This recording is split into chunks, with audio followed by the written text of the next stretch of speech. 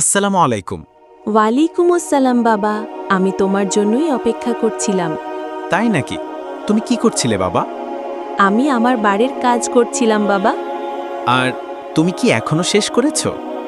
প্রায় শেষ বাবা, আর মাত্র এক লাইন লেখা বাকি। ঠিক আছে, তোমার বাড়ির কাজ শেষ করো। ইনশাল্লাহ আজ রাতে আমি তোমাকে আরেকজন নবীর গল্প বলবো। আরেকজন নবীর গল্প? অনেক ধন্যবাদ বাবা, আমাকে শুধু 1 মিনিট সময় দাও, আমি তাড়াতাড়ি লেখাটা শেষ করছি। আমার বাড়ির কাজ শেষ বাবা, তুমি কি এখন দয়া করে গল্পটা বলবে? মাশাল্লাহ, খুব তাড়াতাড়ি করলে তো। খুব উত্তেজিত তাই না? ঠিক আছে, আজ রাতে আমি তোমাকে নবী নূহ আলাইসাল্লামের গল্প বলবো। তিনি কে ছিলেন বাবা? আমি বলছি বাবা, এখন মন দিয়া শোনো। বিসমিল্লাহ। আল্লাহ সুবহানাহু ওয়া তাআলা নবী আদম আলাইহিস সালামকে পাঠানোর 1000 বছর পর নবী নূহ আলাইহিস সালামকে পৃথিবীতে পাঠান। ততদিনই পৃথিবীর জনসংখ্যা অনেক গুণ বেড়ে গিয়েছিল। আর এই সময়ের মধ্যে শয়তান মানবজাতিকে তার নোংরা কৌশলে ফাঁসিয়ে ফেলেছিল এবং মানুষ মূর্তি পূজা শুরু করে দিয়েছিল। এই সময়েই আল্লাহ পৃথিবীতে আরেকজন নবীকে পাঠান, নবী নূহ আলাইহিস সালামকে, যাতে তিনি মানুষদের সঠিক পথে ফিরিয়ে আনতে পারেন। কিন্তু নবীর জন্য এই কাজটি সহজ ছিল না। আল্লাহকে ভয় করো এবং আল্লাহ যা বলেন তাই করো। কিন্তু লোকেরা তার কথা শুনতে চাইল না। তারা মাথা নেড়ে অসম্মতি জানালো এবং মূর্তি পূজা চালিয়ে গেল। নবী ছিলেন একজন চমৎকার বক্তা এবং তিনি খুব ধৈর্যশীল ছিলেন।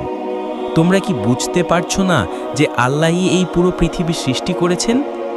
আল্লাহই সূর্য, চাঁদ এবং আকাশে তোমরা যে তারা দেখো তা সৃষ্টি করেছেন। তিনি নদী, পাহাড়, গাছপালা এবং তোমাদের চারপাশে যা কিছু আছে সব কিছু সৃষ্টি করেছেন।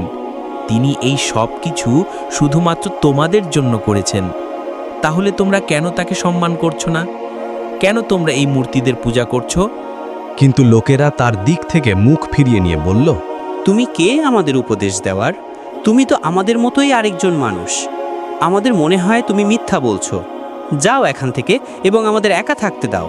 কিন্তু পৃথিবীতে ভালো মুসলমানও ছিল। তাদের বেশিরভাগই ছিল দুর্বল এবং দরিদ্র। তারা নবীর কথা শুনল এবং বুঝতে পারল যে তারা মূর্তি পূজা করে পাপ করছে। এখন পৃথিবীতে 2 ধরনের মানুষ ছিল।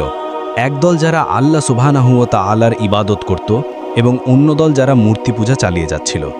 নবী নূহ আলাইহিস সালাম বহু বছর ধরে লোকদের কাছে ধর্ম প্রচার করতে থাকেন। কাফেররা নবীর ওপর ক্লান্ত হয়ে পড়েছিল। তুমি অনেক দিন ধরে মিথ্যা প্রচার করেছো। যদি তুমি না থামো, আমরা তোমাকে পাথর মেরে হত্যা করব। কিন্তু নবী তাদের উপেক্ষা করে অক্লান্তভাবে লোকদের ডাকতে থাকলেন। তিনি তাদের কাছে দিন রাত ধর্ম প্রচার করতেন। অনেকবার মূর্তি পূজারীরা তাকে ভিড়ের মধ্যে প্রচার করার সময় পাথরও মেরেছিল, এমনকি তাকে লাঠি দিয়েও পেটানো হয়েছিল। তুমি আমাদের থেকে আলাদা নও। তুমি কোনো নবী নও। তুমি শুধু আরেকজন মানুষ। আমরা কেন তোমার কথা শুনবো? আমি তোমাদের সত্যি কথাই বলছি, তোমরা মূর্তি পূজা করে পাপ করছো। আমি তোমাদের জন্য ভয় পাচ্ছি। আল্লাহ একদিন তোমাদের শাস্তি দেবেন। কিন্তু লোকেরা তার কথা শোনেনি এবং তারা তাকে আবার মারধর করে। এত কষ্ট সত্ত্বেও নবী লোকদের ডাকা বন্ধ করেননি। তিনি 950 বছর ধরে তাদের কাছে প্রচার চালিয়ে যান। কাফেররা নবীর ঠাট্টা তামাশা করতেই থাকল এবং ততদিনে তারা সীমা ছাড়িয়ে গিয়েছিল। নবী নূহ আলাইহিস সালাম হতাশ হয়ে পড়েছিলেন, কারণ কাফেরদের সংখ্যা বেড়েই চলেছিল। এক রাতে যখন নবী নামাজ পড়ছিলেন, তখন আল্লাহ তার সাথে কথা বললেন। দুঃখ করো না নূহ, তোমাকে যা করতে বলা হয়েছিল তুমি তা করেছ। আমি পৃথিবীর সব মানুষকে তাদের অন্যায়ের জন্য শাস্তি দিতে যাচ্ছি। মুসলমান এবং পশু পাখি ছাড়া পৃথিবীর সবাই মারা যাবে। প্রথম পদক্ষেপ হিসাবে আল্লাহ নবীকে অনেক গাছ লাগাতে বললেন। নবী নূহ আলাইহিস সালাম এর কারণ বুঝতে পারেননি, কিন্তু তিনি আল্লাহর কথা শুনে গাছ লাগাতে শুরু করলেন। তিনি ভালো মুসলমানদেরও একই কাজ করতে বললেন। তারা 100 বছরেরও বেশি সময় ধরে এই কাজ করে। বহু বছর পর আল্লাহ আবার নবীর সাথে কথা বললেন। এবার তিনি নবীকে একটি জাহাজ তৈরি করতে বললেন। এটি একটি বিশাল জাহাজ হতে হবে, যা পৃথিবীর প্রতিটি প্রাণীর এক জোড়া করে ধারণ করতে পারবে। নবী বিভ্রান্ত হয়েছিলেন। তিনি জানতেন না কিভাবে জাহাজ তৈরি করতে হয়, কারণ এর আগে কেউ জাহাজ তৈরি করেনি। তা সত্ত্বেও ফেরেশতাদের সাহায্যে নবী জাহাজ তৈরি করতে শুরু করলেন। মুসলমানরা এবং তার সন্তানেরা তাকে সাহায্য করতে যোগ দিল। তারা জাহাজ তৈরির জন্য কাঠ কাটতে শুরু করলো। হ্যাঁ, এটা সেই একই কাঠ যা তারা 100 বছরেরও বেশি সময় আগে লাগিয়েছিল। তারপর তারা পরিকল্পনা অনুযায়ী জাহাজ তৈরি করতে শুরু করে। যখন কাফেররা নবীকে একটি পাহাড়ের উপর জাহাজ তৈরি করতে দেখল, তখন তারা তার উপর হাসাহাসি শুরু করলো। এই বুড়ো বোকাটাকে দেখো, এত বড় জাহাজের কি দরকার? আর তুমি এটাকে সমুদ্রে নিয়ে যাবে কিভাবে? তোমরা খুব শীঘ্রই জানতে পারবে। লোকেরা জানতো না যে নবী কেন জাহাজ তৈরি করছেন, এবং তারা ভেবেছিল যে নবী পাগল হয়ে গেছেন। অবশেষে জাহাজটি তৈরি হয়ে গেল। বন্যার দিন যতই ঘনিয়ে আসতে লাগলো, পশু পাখিরা একে একে জোড়ায় জোড়ায় আসতে শুরু করলো। সেখানে হাতি, জিরাফ, সিংহ, খরগোশ, তোতা পাখি এবং শীঘ্রই জাহাজটি পৃথিবীর সব ধরনের পশু পাখিতে ভরে গেল। এবং একদিন, যেমন আল্লাহ নবীকে বলেছিলেন, হঠাৎ তার রান্নাঘরের চুলা থেকে পানি বের হতে শুরু করলো। এটাই ছিল সেই চিহ্ন যার জন্য নবী নূহ আলাইহিস সালাম অপেক্ষা করছিলেন। তিনি জানতেন যে বন্যার সময় এসে গেছে। তিনি বাইরে গিয়ে দেখলেন যে বৃষ্টিও শুরু হয়েছে।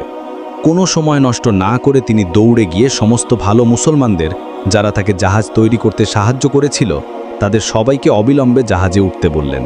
সবাই তার কথা মান্য করল, শুধুমাত্র তার এক স্ত্রী এবং তার ছেলে ছাড়া, যারা তার অনুসারী ছিল না। আমি পানি থেকে নিজেকে বাঁচাবো, আমার জন্য চিন্তা করো না। তারা তাকে উপেক্ষা করে পাহাড়ের চূড়ায় উঠল। তখন পাহাড়ের চেয়েও বড় এক বিশাল ঢেউ এসে তাদের আঘাত করল এবং তাদের দুজনকেই মেরে ফেলল। এই ভয়ঙ্কর ঢেউগুলো অন্য সব কাফেরদেরও মেরে ফেলেছিল। পানি বাড়তেই থাকলো এবং কিছুক্ষণ পর পুরো পৃথিবী পানিতে ভর্তি হয়ে গেল। নবী নূহ আলাইহিস সালাম বললেন, বিসমিল্লাহ, এবং জাহাজটি চলতে শুরু করল। বৃষ্টি থেমে গেছিল, কিন্তু পুরো পৃথিবী পানিতে পূর্ণ ছিল। নবীর জাহাজ প্রায় 150 দিন ধরে ভেসে বেরিয়েছিল। তারপর নবী একটি কাককে পাঠালেন ডাঙা খুঁজতে, কিন্তু কাকটি ফিরে আসেনি। তারপর তিনি একটি কবুতরকে পাঠালেন। কবুতরটি উড়ে গেল এবং কয়েকদিন পর মুখের জলাপি গাছের একটি ডাল নিয়ে ফিরে এলো। নবী ও তার পরিবার খুব খুশি ছিল, কারণ তারা জানতো যে তারা ডাঙার কাছাকাছি। জাহাজটি আরও কিছু সময় চলার পর অবশেষে জুদি পাহাড়ের চূড়ায় এসে থামল। নবী সমস্ত পশু পাখি এবং পোকামাকড়কে প্রথমে ডাঙায় ছেড়ে দিলেন। তারা বাইরে গিয়ে পৃথিবীতে আবার বসতি স্থাপন করল। তারপর নবী এবং অন্য মুসলমানরা জাহাজ থেকে বেরিয়ে এলেন এবং তিনি প্রথম যে কাজটি করলেন সেটা হলো মাটিতে সিজদা করলেন। এবং এভাবেই মানবজাতির জন্য একটি নতুন শুরু হয়েছিল। এটা একটা দারুণ গল্প ছিল বাবা। মাশাল্লাহ, আমি খুশি যে এটা তোমার ভালো লেগেছে বাবা। এখন আমি কি তোমাকে গল্প থেকে কয়েকটি প্রশ্ন করতে পারি? হ্যাঁ বাবা। ঠিক আছে, বলো তো, কেন আল্লাহ নবী নূহ আলাইহিস সালামকে পৃথিবীতে পাঠিয়েছিলেন? তিনি নবীকে পাঠিয়েছিলেন যাতে তিনি মানুষকে আল্লাহর পথে ফিরিয়ে আনতে পারেন। ঠিক বলেছ বাবা। এখন পরের প্রশ্ন, কেন লোকেরা নবীর কথা শোনেনি? পৃথিবীর লোকেরা ভেবেছিল নবী তাদের কাছে মিথ্যা বলছেন। তারা ভেবেছিল নবী শুধু আরেকজন সাধারণ মানুষ। খুব ভালো আমির। আর এখন শেষ প্রশ্ন, নবীর পরিবারের সাথে আর কারা জাহাজে উঠেছিল? আমি উত্তরটা জানি, মুসলমানরাও জাহাজে উঠেছিল, পশু পাখি এবং পোকামাকড়রাও জাহাজে উঠেছিল। একদম ঠিক। মাশাল্লাহ, তুমি আমাকে সব সঠিক উত্তর দিয়েছ। ধন্যবাদ বাবা। ঠিক আছে, আজকের জন্য এটুকুই। আমি তোমাকে আগামীকাল আরেকটি গল্প বলবো আমার বাবা। মা আসসালামা।